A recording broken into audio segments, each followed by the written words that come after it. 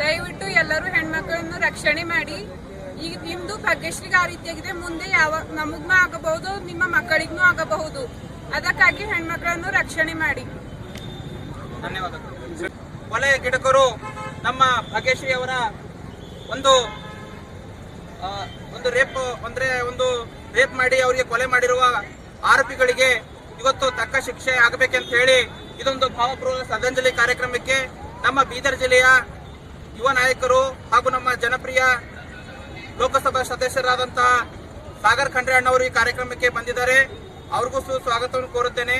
ಈ ಭಾವಪೂರ್ವ ಶ್ರದ್ಧಾಂಜಲಿ ಕಾರ್ಯಕ್ರಮಕ್ಕೆ ನಮ್ಮ ಬೀದರ್ ಜಿಲ್ಲಾ NSY ಸಮಿತಿ ವತಿಯಿಂದ ಹಾಗೂ ನಮ್ಮ ಎಲ್ಲ ಕಾಲೇಜ್ ವಿದ್ಯಾರ್ಥಿಗಳ ಸಮ್ಮುಖದಲ್ಲಿ ಇವತ್ತೇನು ಬಾಬಾ ಸಾಹೇಬ್ ಅಂಬೇಡ್ಕರ್ ವೃತ್ತದಲ್ಲಿ ಇವತ್ತು ಭಾಗ್ಯಶ್ರೀ ಅವರ ಬಡ ಕುಟುಂಬದ ಒಬ್ಬ ಯುವಕಿಯ ದಿವಸ ನಾವು NSY ವತಿಯಿಂದ